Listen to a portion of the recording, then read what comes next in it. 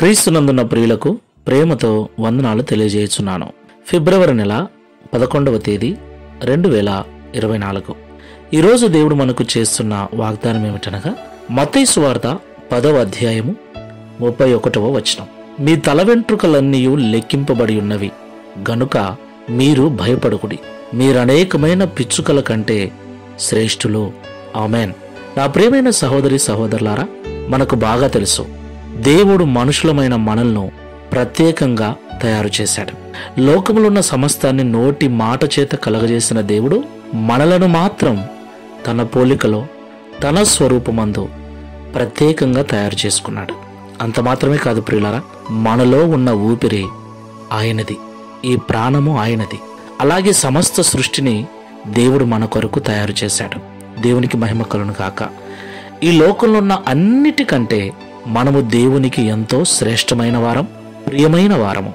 అందుకే నరకానికి వెళ్ళటం ఇష్టం లేక మనల్ని పాపము నుండి విడిపించటానికి పరలోకాన్ని దైవత్వాన్ని విడిచి భూలోకానికి వచ్చి మన కొరకు రక్తం కార్చి ప్రాణం పెట్టి పునరుద్ధానుడై పరలోకం వెళ్ళి మన కొరకు స్థలం సిద్ధపరుస్తున్నాడు. మరలా మనల్ని తీసుకుని వెళ్ళటానికి రాబోతున్నాడు. ఎంత మంచి దేవుడు కదా, మనల్ని ఎంతగా ప్రేమిస్తున్నాడు కదా. అయినప్పటికీ నీ లోకంలో జీవిస్తున్న మనం ఆయా సమయాలలో అనేక కారణాలను బట్టి, అనేక పరిస్థితులను బట్టి భయపడుతూ ఉంటాం. ఈ మాటలు వింటున్న ప్రియ సహోదరి సహోదరులారా, భయపడాల్సిన పని లేదు. సమస్తమును ఎరిగినవాడు, మన స్థితిగతులను తెలుసుకున్న దేవుడు ఎప్పటికప్పుడు మనకు కావలసిన వాటిని కావలసిన రీతిలో సమకూరుస్తాడు. అట్టి విశ్వాసముతో, నమ్మకంతో ప్రార్థనాపూర్వకంగా ముందుకు వెళ్దాం. ప్రార్థన చేసుకుందాం. సకల ఆశీర్వాదములకు కారణభూతుడైన యేసయ్య, పరిశుద్ధమైన మీ నామమునకు స్తోత్రాలు చెల్లిస్తున్నాం.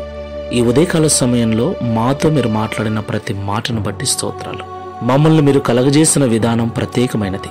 ఈ లోకములో, ఈ ప్రపంచంలో ఉన్న వాటన్నిటికంటే నీ దృష్టికి మేమే ఎంతో శ్రేష్టమైన వారమని, ఈ సమస్త సృష్టిని మా కొరకే మీరు తయారు చేశారని మరొక్కసారి మాకు గుర్తు చేసినందుకు స్తోత్రాలు.